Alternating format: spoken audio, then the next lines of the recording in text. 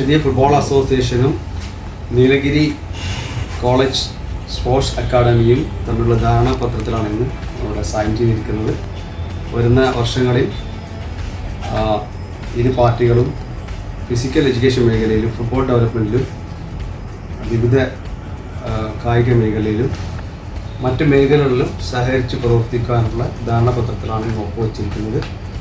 2021 മുതൽ Nilgiri sports academy Nilgiri കോളേജുമായിട്ട് Lakshadweep football association സഹകരിച്ച് പ്രവർത്തിച്ചു വരുന്നുണ്ട്.